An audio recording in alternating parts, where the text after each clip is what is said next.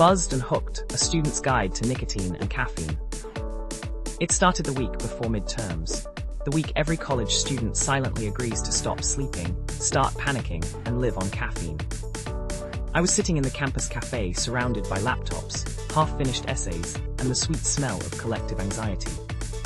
I looked around and realized everyone had a cup in hand. Some nursed giant iced coffees, others clutched energy drinks like life rafts.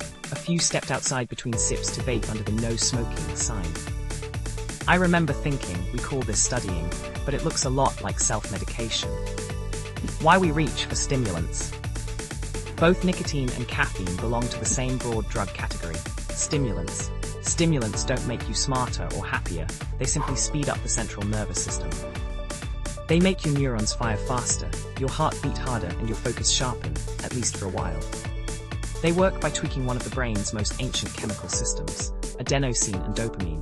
Adenosine is the body, slow down signal. It builds up in your brain throughout the day, making you feel tired by night. Caffeine blocks adenosine receptors, preventing the time for bed message from being received. The result, you feel awake, alert, and ready to pull another all-nighter. Nicotine, on the other hand, stimulates acetylcholine and dopamine receptors, producing feelings of pleasure, focus, and calm, ironically all at once. The brain learns to expect those boosts, and that's where the trouble begins. Caffeine, the world's favorite drug. Caffeine is so normalized we barely think of it as a drug, but it's the most widely used psychoactive substance on the planet. Coffee, tea, soda, chocolate, energy drinks, and pre-workout powders all deliver it straight to your bloodstream.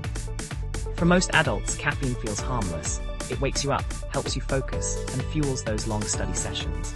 But the difference between use and misuse is a line many students cross without realizing it. When you drink caffeine regularly, your brain adapts by building more adenosine receptors. Its way of saying, fine, if you're going to block my signals, I'll make extra. That means you need more caffeine to get the same buzz. And when you skip your usual dose, all those unblocked receptors make you crash. That crash, headache, fatigue, irritability, is withdrawal. It's your nervous system rebalancing itself, and it's proof that caffeine dependence is real. The safe upper limit for most adults is about 400 milligrams a day. That's roughly 4 cups of coffee or 2 strong energy drinks. Many college students blow past that before noon. Caffeine's side effects scale with the dose. Low doses, under 100 mg, alertness, improved focus. Moderate doses, 200-400 mg, restlessness, faster heart rate. High doses, over 500 mg. Anxiety, tremors, stomach upset, insomnia, even heart palpitations. Some students flirt with caffeine toxicity without realizing it. Mixing multiple energy drinks or combining caffeine with alcohol or ADHD medication overstimulates the heart and nervous system. The result can be panic attacks, dehydration, or cardiac arrhythmia. The irony. Past a certain point, caffeine actually reduces performance. It increases anxiety and decreases concentration. You might feel wired, but your brain is jittery, not sharp. Nicotine, the focus trap. While caffeine wakes you up, nicotine takes a different path. It doesn't just stimulate, it tricks your brain into thinking it's rewarded. Nicotine binds to nicotinic acetylcholine receptors, which then release dopamine, the brain's pleasure signal. Dopamine tells you, whatever you just did, do it again. So when someone vapes or smokes, the brain connects the puff with relief, calm, and satisfaction, even though it's temporary. That's how addiction starts, not with weakness, but with learning. The brain learns that nicotine equals reward, and the absence of nicotine equals discomfort. Over time, users no longer smoke to feel good, they smoke to stop feeling bad.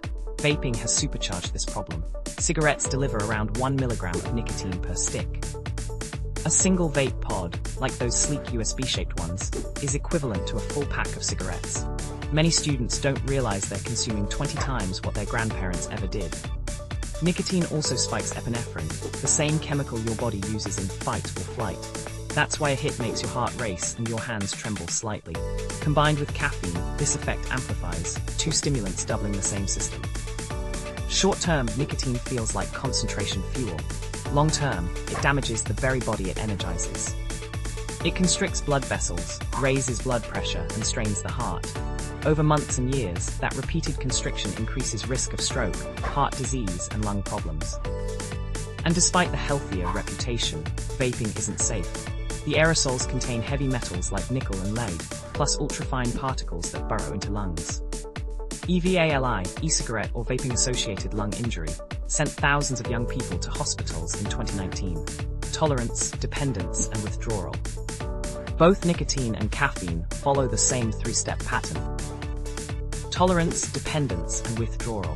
Tolerance means your brain adapts. You need more of the substance to get the same effect. Dependence means your brain now functions normally only when the drug is present.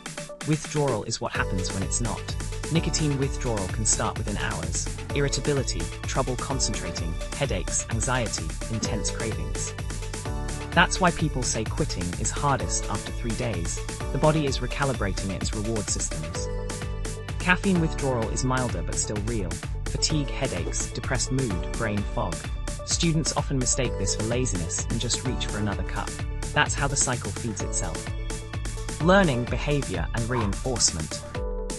From a behavioral psychology standpoint, both nicotine and caffeine operate as reinforcers. Their effects make us more likely to repeat the behavior that produced them. The buzz after coffee is positive reinforcement. You add energy, so you repeat the behavior. The relief from a cigarette craving is negative reinforcement. You remove discomfort, so you repeat it. That's why these habits are sticky. They hijack the same learning mechanisms that help us survive. Each sip or puff is a micro-lesson. That felt better, do it again. Over time, cues like the sight of a coffee cup or a vape pen become conditioned stimuli that trigger cravings automatically. Breaking those habits isn't just about willpower, it's about retraining your brain. Therapists use behavioral strategies like cue exposure, facing triggers without giving in, replacement behaviors, finding alternative reinforcers, and self-monitoring to break the learned associations. The culture of caffeine and nicotine. On campus, it's hard to separate culture from chemistry. We glorify exhaustion. We wear "I run on coffee" shirts like badges of honor. Caffeine becomes a lifestyle, not a drug. Nicotine hides in plain sight too. Mint vapes, mango vapes, pastel devices that look like USB drives. Marketing sells them as stress relief or social connection, especially to young adults juggling pressure and identity. The same way cigarettes once symbolized rebellion, vaping now signals belonging. But every puff and sip shapes brain wiring, especially in young adults whose prefrontal cortex, the decision-making center, won't fully mature until the mid-20s. The earlier the exposure, the stronger the addiction potential. The science of recovery. Here's the hopeful part. Your brain can learn its way out just as it learned its way in.